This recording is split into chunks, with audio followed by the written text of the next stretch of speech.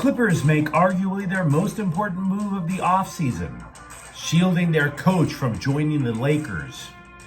Pundits are saying the USC football team is ducking big games, and one even goes so far as to say they should duck big games. And Dodgers pitching is flourishing by rediscovering the sinker. Good morning. I'm James. This is your daily dose of sports and snark for the greatest sports city in the world, Los Angeles. This is the faithful Angelenos morning report. It is May 30th, 2024. Lovely morning. We even added a new subscriber to the Angeleno Familia. Thank you for getting in on the ground floor. We're going to do our best to keep you informed. And if you like being informed about LA sports, click the like button. Click the subscribe button. There's a notification bell. Hit that. It'll let you know when we drop new content. Sharing is caring. Let people know we exist. And by all means, comment. Now, before we go through the news and notes, look at the scoreboard. Excellent day for the Angelenos. Everybody wins. Dodgers sweep a series over in New York. 10-3. They beat the daylights out of the Mets. Will Smith, 2 home runs. Shohei Ohtani also homers.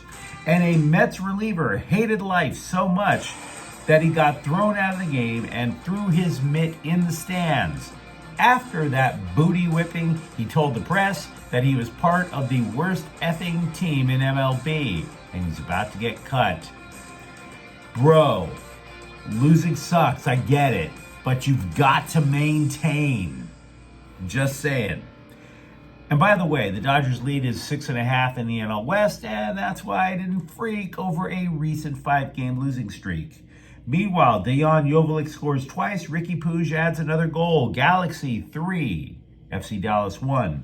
And LAFC defeated Minnesota 2-0. Dennis Bouanga scored the game winner. But more importantly for the black and gold, they have not conceded a goal in a club record 489 minutes.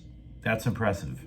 Meanwhile, today the Sparks are in Chicago at 5. Let's see if we can stop talking about fashion with the Sparks and talk about an actual winning streak. Fingers crossed. What do you say we get to the news? It's arguable what was the one thing that the Clippers could not afford to bonk this offseason. We've talked about losing Paul George and how that would totally suck. Losing James Harden. Kind of painful, yeah. But ultimately, you knew the one thing they did not want to do was lose anything or anyone to the Lakers.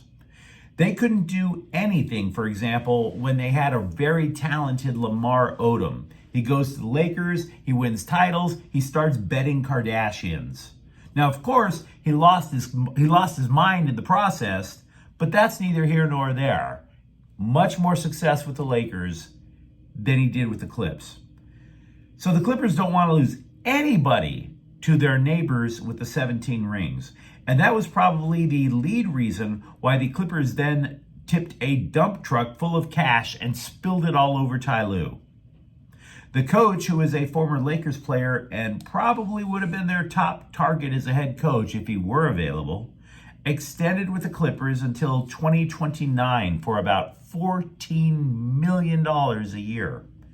Now, don't get me wrong, there are still big, dangerous landmines ahead for the Clippers, but this is a victory for them, and it's also an L for the Lakers. Because, let's be real, that list of coaching prospects that the Lakers are sifting through, that's like going through one of those closed down 99-cent stores trying to find a bargain. It's just not, there's nothing there. There's nothing there. Meanwhile, Ty Lue has the respect of LeBron James as a tactician. None of those candidates for the Lakers gig have his pedigree. And it kind of reminds the Lakers that they could have had Lue a couple of years ago, but then they decided to act like a bunch of micromanaging cheapskates. As much as I love the Lakers, we have to be honest with ourselves. They could have had Ty Lue, and they blew it years ago. Lue not only had a ring by that time, not only as a player, but as a coach. He understandably said, to hell with being underpaid by his former team. So he went to the Clippers. What he also brings to the Clippers as a coach, He's quite adaptable in terms of personnel and in terms of scheme, which will matter a hell of a lot to the Clippers if George and or Harden leaves in free agency. They're going to need Lue at his best to make sure the Clippers have a shot at anything. And yeah, he's a tactician. Don't think for a moment he didn't use the Lakers as leverage when he was negotiating. And that's the memo. If you think Fox News is out of its mind, Fox Sports is even worse. They published an article on their website urging USC to end its football rivalry with Notre Dame because moving to the Big Ten Conference makes the schedule tough enough. This comes on the heels of a report from a website dedicated to SEC football claiming that USC tried to back out of a game with LSU. First of all, let's attack that thing first. We don't know who the sources are in this story saying that USC wanted to back out of a game this fall in Las Vegas against LSU. All we know is that SaturdayDownSouth.com is an SEC hype website. And if there's one thing that those gap-toothed, overall-wearing, jug-blowing, beer-bellied yeehaws know how to do is to hype SEC football. They don't just hype it, they hyperventilate it. Now look, this show was not created to be a USC hype program. But let me tell you one thing that I damn sure know about Trojans football. They have built their reputation for decades in taking on all comers. Give you a few examples. Carson Palmer graduates. Pete Carroll takes an unknown named Matt Leinart into Auburn, and they beat the hell out of that SEC team. Leinart graduates. USC took a freshman named Matt Barkley into Ohio State and won. And by the way, it's not just whether or not USC schedules an opponent and beats them. I've seen them lose. They took on Alabama a couple of years ago in Dallas. They got clobbered. I've seen them lose at Florida State when the Seminoles were a national power. The Trojans rarely schedule cupcakes.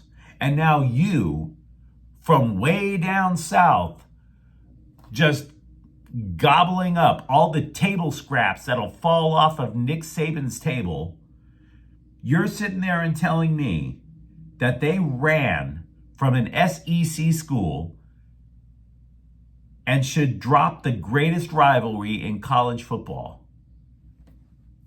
I'm not going to buy that. Not until I hear from USC people. Got to be real about that, right? You got to be real about that. I have experience. You have hype. 5-star quarterback recruit Juju Lewis, who has verbally agreed to USC as part of the recruiting class of 2025, has said he is looking now at Colorado. He said the school, quote, is the biggest name popping right now, unquote. Now, does that mean he's going to flip? I have my doubts.